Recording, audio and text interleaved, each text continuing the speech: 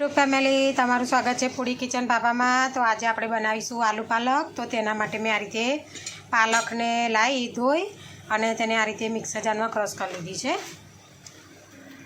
આપણે મીઠું જરૂર પડશે સ્વાદ પ્રમાણે, લાલ મરચું અને ડુંગળી અને ટામેટાને મેં આ રીતે મિક્સર જારમાં ક્રશ કરી લીધા છે। જુઓ, તો સૌથી પહેલાં આપણે કઢાઈ લઈ લઈશું આ રીતે। તેમાં તેલ મૂકી દઈશું। તેલ થાય એટલે તેમાં જીરું અને તમાલપત્ર નાખી દઈશું આ રીતે। તતડી જાય એટલે તેમાં આપણે ડુંગળી અને ટામેટાની ગ્રેવી નાખી દઈશું। આ રીતે ડુંગળી ટામેટાની ગ્રેવી નાખ્યા પછી તેને મિક્સ કરી લેવાનું છે। તેને મીડિયમ આંચ પર આપણે શેકી લેવાનું છે થોડું। તેમાં સ્વાદ પ્રમાણે મીઠું નાખીશું આપણે।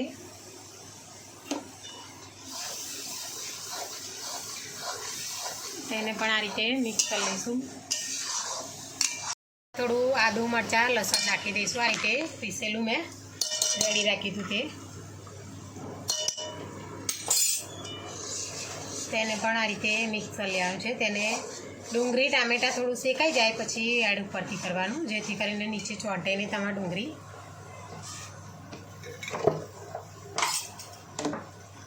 હવે તેમાં થોડી હળદર નાખીશું આપણે આ રીતે।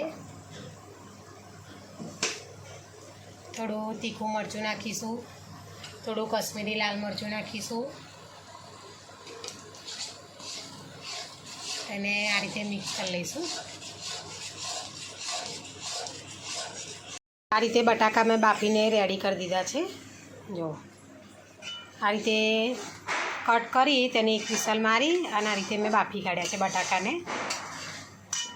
જો આ રીતે આપણે ગ્રેવી શેકવા માટે રેડી કરી દીધી છે બધી। હવે તેને થોડી વાર માટે આપણે શેકવા દઈશું, જ્યાં સુધી ઉપરથી તેની તરી છૂટી ના પડે ત્યાં સુધી તેને શેકાવા દેવાની છે। તો તેને આ રીતે ઢાંકી દઈશું આપણે। આપણે ગ્રેવીમાંથી તેલ છૂટું પડવા માંડ્યું છે આ રીતે। હવે તેમાં આપણે પીસેલા મગફળીના બિયા નાખી દઈશું આ રીતે। મગફળીના બિયા થોડા પીસી કાઢવાના, જેથી કરીને આપણી ગ્રેવી એકદમ સરસ ઘટ ને એવી થાય।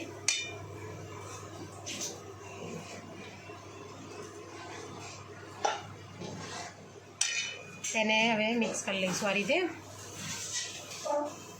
તેમાં થોડી આપણે ખાંડ નાખી દઈશું આ રીતે, તમારા ટેસ્ટ પ્રમાણે નાખવી। જો તમે ગળ્યું વધારે ખાતા હોય તો થોડી વધારે એડ કરવી। થોડો ગરમ મસાલો નાખીશું આ રીતે ઉપરથી, થોડો ધાણા પાવડર નાખીશું,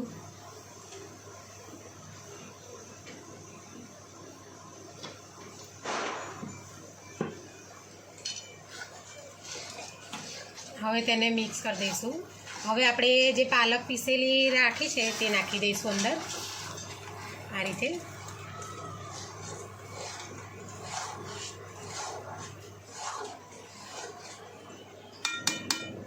તેને પણ આ રીતે મિક્સ કરી લઈશું।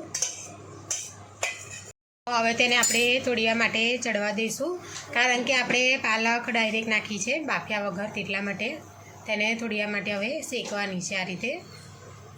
જો તમે પાલક શેકીને કે બાફીને નાખી શકો છો આ રીતે પીસીને, મેં ડાયરેક્ટ નાખી છે એટલે તેને થોડી વાર આપણે ચડવા દઈશું, જેથી કરીને કાચાશ ના રહે તેની પાલકની।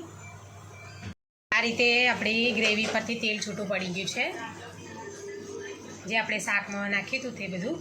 હવે તેમાં આપણે બટાકા એડ કરી દઈશું આ રીતે। જે બટાકા બાફીને રેડી રાખ્યા હતા તે અંદર નાખી દઈશું આ રીતે આપણે। તેને પણ આ રીતે મિક્સ કરી લઈશું હવે।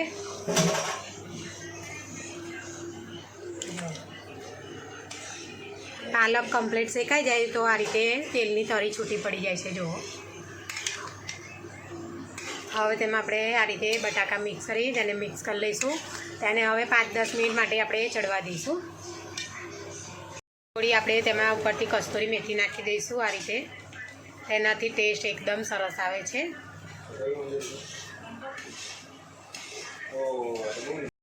સાઈડમાં તેલની તરી આવી જોઈએ જો એકદમ કમ્પ્લીટ, તો તમારું શાક બનીને રેડી થઈ ગયું છે, ચડી ગયું છે કમ્પ્લીટ। હવે તેને આપણે સર્વ કરીશું। આ રીતે આપણે સર્વ કરી દીધું છે ડુંગળી ને ભાખરી સાથે। તો જો અમારી વિડીયો તમને પસંદ આવી હોય તો લાઇક શેર સબસ્ક્રાઈબ કરવાનું ભૂલતા નહીં। Thanks for watching. તો તમને કેવું લાગ્યું અમારું આલુ પાલક તો જરૂરથી કોમેન્ટ કરજો. તમે પણ આ રીતે ટ્રાય કરો ઘરે. મળીએ બીજી વિડીયોમાં.